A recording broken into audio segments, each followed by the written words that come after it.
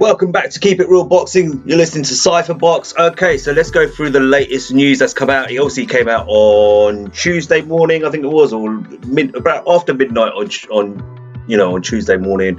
That Dillian Whyte has finally signed his contract to face Tyson Fury, and I'm going to have a screenshot up in a second.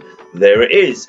Dillian Whyte and Tyson Fury have finalised the contracts to end any doubts about WBC heavyweight title clash. All right. There was a lot of narrative on the internet. I didn't want to touch this because there were the Tyson Fury fans were saying, Dillian's scared, he won't sign, etc., blah, blah, blah. And there was all this stuff from that side. And then there was the Dillian Whyte / AJ side. And because most of Dillian Whyte's fans are AJ fans, let's be honest, that's how they've come about being Dillian Whyte fans. Anyway, they were like saying, he's playing mind games, he's being smart, Dillian deserves more than 20%, etc. I don't know I don't know why he left it so late to sign the contract. It could have been an attempt to mind games, to kind of rattle and get underneath Tyson Fury's skin. I don't know. Yeah, like, I don't know whether he was holding out, hoping that maybe Top Rank and Queensberry Promotions and BT Sports will kind of crumble and say, hey, we'll give you some more money or whatever it was. I don't know what it was. All I care is that the fight's on. I don't care who makes what. Yeah. As far as I'm concerned, both fighters are getting paid handsomely. Right. Dillian Whyte's getting the biggest payday of his career. Yeah, I do agree that the 20% was a little bit because here's my point. Most splits in the past, I've seen this with the WBC as well. It's usually when it's a mandatory challenges thing and there's a purse bid involved, the split's usually about 70-30.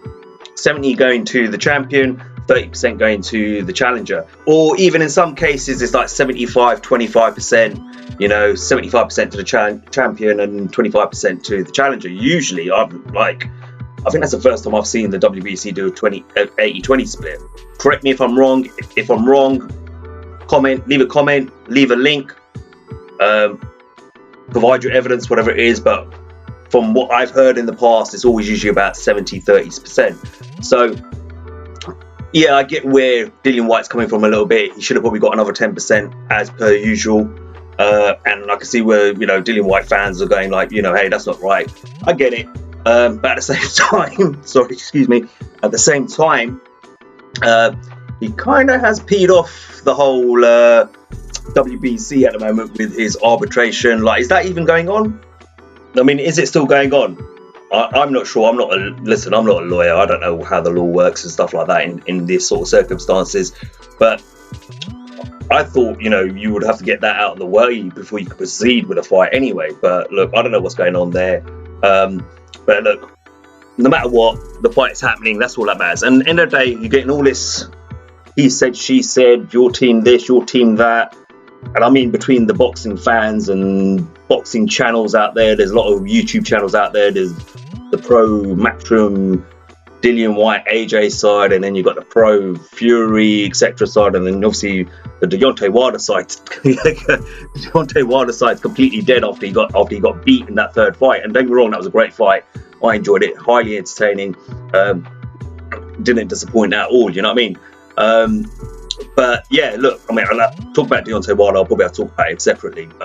But look, I'm just glad the fight's happening. I think it's going to be a great fight. I think these two could probably easily sell out Wembley Stadium. Look, just be happy the fight's going on. We complain and moan that we don't get the fights we want to see, the big fights, and here it is. All I keep hearing is people are still complaining. I think it's a dangerous fight for Tyson Fury. Dillian is a good fighter. He's got that lethal left hook of his. I don't want to go into a prediction kind of thing right now.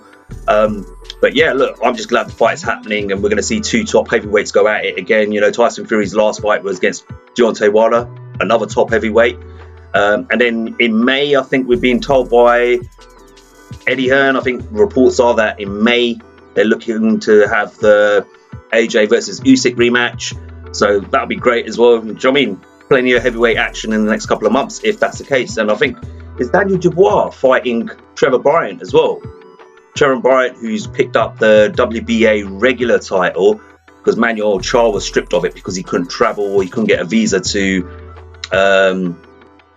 the US to defend his belt, I guess, and he was stripped of the WBA regular title, heavyweight title, and I believe Daniel Dubois is going to be fighting him, fighting Trevor Bryant for that. So that looks like an interesting step up. I'm like, come on, it's Trevor Bryant in the day. Yeah, like, I'm not being bad. I'm not being bad, but I would fancy Dubois to win that fight, to be honest with you. But but look, end of the day, Whyte Fury is on. That's all that matters. Stop your whinging, stop your moaning, stop your complaining. Yeah, I hear there's probably an issue with British tax payments or something like that to do with the fight in terms of for the fighters, which Dillian has a concern around, because apparently he lives. I was listening to Eddie Hearn this morning on IFL, and he was saying that obviously Whyte lives in Portugal, so naturally they're trying to work. He goes, but that'll be resolved pretty soon. There was this whole thing that Whyte wanted to be paid for to promote the fight. Right, here's from what Eddie Hearn says anyway. This is what Eddie Hearn says. Not that I believe any promoter, of course. But you know, you got Top Rank side saying that he wanted to be paid additional money to promote the fight, whereas Eddie Hearn saying that no, he just wants certain things put in place to protect him. So basically, Whyte doesn't just train out in Portugal. Apparently, he lives out in Portugal now. So obviously, he doesn't want to jump on a chartered flight, you know what I mean, or whatever. He doesn't want to jump on, like Eddie Hearn was saying, Ryanair flight and then catch COVID, and then, you know, end of the day he has to have the fight delayed because he's got COVID now or whatever it is. So they want certain protection. So I'm guessing he wants to be flown out private jet style or something like that.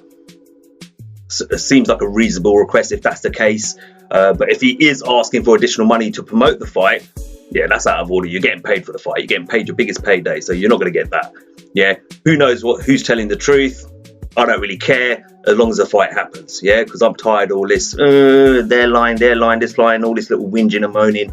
The fight's on. Hopefully, there's no issue. Hopefully, no one pulls out of it. There's no issues with the contract. Just sign. Let's go. Apparently, they're both signed. It's on.